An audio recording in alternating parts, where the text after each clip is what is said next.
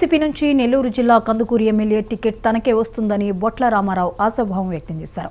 CM Jagan అమలు చేస్తున్న సంక్షేమ పథకాలు దేశంలో మరెక్కడా లేవని, వచ్చే అసెంబ్లీ ఎన్నికల్లో మళ్లీ తాము అధికారంలోకి వస్తామని అంటున్న బొట్ల రామారావుతో మా ప్రతినిధి Sagar Reddy face to face. రాష్ట్ర రాజకీయాలు రసవత్తరంగా కొనసాగుతున్నాయి. వైసీపీ వైనాట్ 175 అంటూ రాష్ట్ర ముఖ్యమంత్రి వైఎస్ జగన్మోహన్ రెడ్డి దూకుడుగా ముందుకెళ్తూ నియోజకవర్గాల్లో సిట్టింగ్ ఎమ్మెల్యేలను మారుస్తూ కొత్తగా అభ్యర్థులను ఇన్ఛార్జీలు నియమిస్తున్నారు.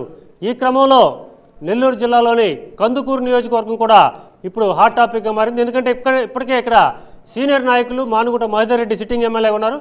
ప్రస్తుతం ఈయనకి టికెట్ ఇచ్చే పరిస్థితి లేదంటూ జోరుగా ఊహాగానాలు నడుస్తున్నాయి.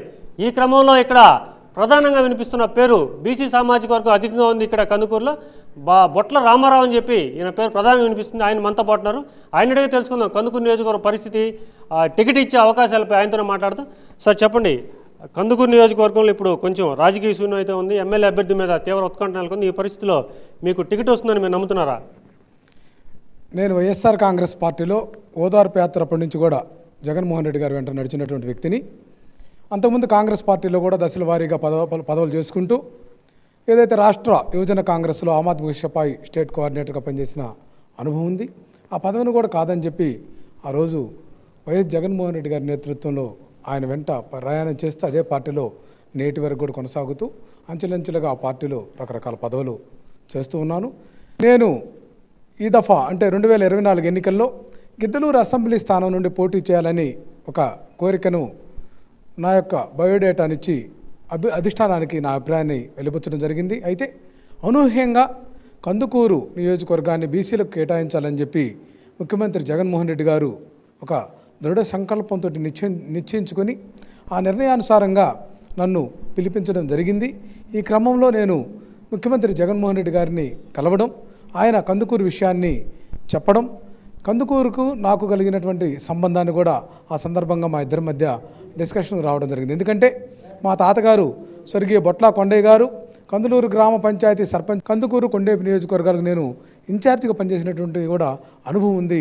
వీటన్నిటి దృష్ట్యా కందుకూరుకు సంబంధించి ఒక బీసీ అభ్యర్థిగా బొట్ల రామారావు పేరును ప్రతిపాదించాలని చెప్పి పార్టీ నుండి రావడంతో నేను ముఖ్యమంత్రి గారిని కూడా ఈ సందర్భంగా కలిసి చేయడం జరిగింది. ఇప్పుడు ప్రస్తుతం ఉన్నటువంటి ఎమ్మెల్యే మహేందర్ రెడ్డి గారు కూడా చాలా అనుభవశాలి, చాలా మంచి వ్యక్తి, చాలా దూరదృష్టి కలిగినటువంటి మంచి నాయకుడు. అయితే సామాజిక సమీకరణాల దృష్ట్యా జగన్మోహన్ రెడ్డి గారు కొంతమంది బీసీలను, యువకులను కొన్ని నియోజకవర్గాలు పోటీ చేయించాలనేటువంటి సంకల్పంతో ఆ నియోజకవర్గాల్లో కొత్త అభ్యర్థులు పెట్టాలని ఆ యొక్క ప్రతిపాదనలు జరుగుతూ ఉన్నాయి. ముఖ్యంగా మీరు కందుకూరు నియోజకవర్గంలో బీసీ అనే ఒక్క పదమే మీకు బలం అంటారా, లేదంటే జగన్మోహన్ రెడ్డి సంక్షేమ పథకాలు బలం అంటారా?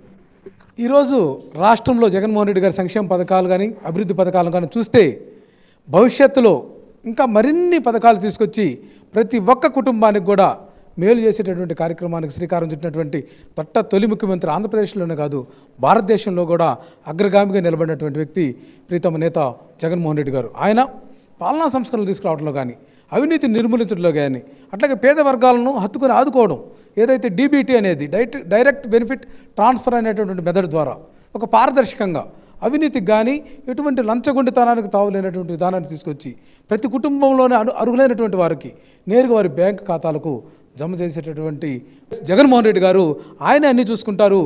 ఆయన యొక్క విధానాలతోటి ఇవాళ ప్రజల్లోకి మేము ఓట్ల కోసం బయలుదేరేటువంటి కార్యక్రమే తప్ప మరొకటి కాదని స్పష్టం చేస్తాం. మీకు వైసీపీ ఒకసారి అవకాశం ఇస్తే మానుగుంట మహేందర్ రెడ్డి కావచ్చు, వైసీపీలోని అందరు కావచ్చు, మీకు సపోర్ట్ చేస్తారని మీరు భావిస్తున్నారా? ఖచ్చితంగా వైఎస్ఆర్ కాంగ్రెస్ పార్టీ పెద్ద కుటుంబం. ఈ కుటుంబంలోని ప్రతి వ్యక్తులు ముఖ్యమంత్రి జగన్మోహన్ రెడ్డి గారి ఆదేశాల మేరకు మంత్రులుగా ఉన్నటువంటి వాళ్ళు కావచ్చు, ఎంపీలుగా ఉన్నటువంటి వాళ్ళు కావచ్చు, పార్టీ జిల్లా అధ్యక్షులు కావచ్చు, శాసనసభ్యులు కావచ్చు, ఇంకా పార్టీలో అనేక రకాల కార్పొరేషన్ చైర్మన్లు కానీ ప్రజాప్రతినిధులుగా ఉన్నటువంటి సహకార సంఘాల పర్సనల్ ఇన్ఛార్జి కమిటీలో ముఖ్యంగా చూసుకుంటే టీడీపీ జనసేన రెండు కూడా పొత్తులో ఉన్నాయి. రెండు కలిసి కూడా రాబోయే ఎన్నికల్లో ముందుకు రాబోతున్నాయి. వీటిని ఏ విధంగా ఎదుర్కోబోతుంది మీ వైసీపీ పార్టీ? తెలుగుదేశం పార్టీ జనసేన పొత్తు అనేది ఈరోజు కాదు, 2 సంవత్సరాల నుంచి మనకు తెలిసినటువంటి అంశమే. ఎందుకు వీళ్ళు పొత్తు పెట్టుకున్నారనేది ప్రశ్నిస్తే 2014 ఎన్నికలకు ముందు కూడా ఏ ఒక్క సీటు కూడా అడగకుండా జనసేన పార్టీ ప్యాకేజీ కోసం పవన్ కళ్యాణ్ నేతృత్వంలో ఆ రోజు పొత్తు పెట్టుకొని అధికారంలోకి వచ్చినటువంటి పరిస్థితి ఉంది. ఏదైతే సీట్ డిక్లరేషన్ ప్రకటించి 26 వాగ్దానాలతో ముందుకొచ్చి ఏ ఒక్క వాగ్దానాన్ని అమలు చేయాల.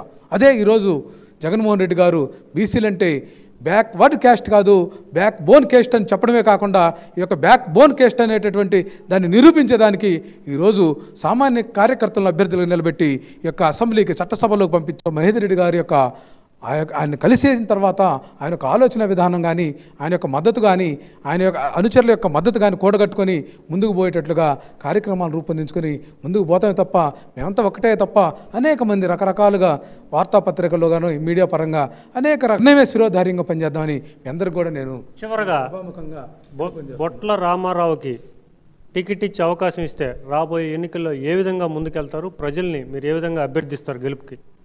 ఖచ్చితంగా వైఎస్ జగన్మోహన్ రెడ్డి గారు చేపట్టినటువంటి సంక్షేమ పథకాలు, ఆయన చేపట్టినటువంటి అభివృద్ధి పథకాలు, ఆయన యొక్క పాలనా సంస్కరణ విధానాలు, గ్రామ సచివాలయ వ్యవస్థ ద్వారా అవినీతి తావులేని అత్యంత సౌలభ్యంగా గ్రామంలోని సచివాలయాలు పెట్టి అధికారులను అక్కడ కూర్చోబెట్టి పనులు చేస్తున్నటువంటి విధానం, అట్లాగే వాలంటీర్ వ్యవస్థ, జగనన్న సైన్యం ఈరోజు వేగోచితంగా ఆ యొక్క విధానంలో ముందుకెళ్తానని చెప్పి ఈ సందర్భంగా మీ అందరికీ తెలియజేస్తున్నా. ఒక్కసారి కందుకూరులో అవకాశం ఇస్తే జగన్మోహన్ రెడ్డి చేపట్టిన సంక్షేమ పథకాలతో ముందుకెళ్తాను, ఇదే విధంగా ప్రజలకు ఎటువంటి సమస్యలు లేకుండా అన్నీ తీరుస్తానని చెప్పి బొట్ల రామారావు చెప్తున్న పరిస్థితి. కెమెరామెన్ సురేందర్తో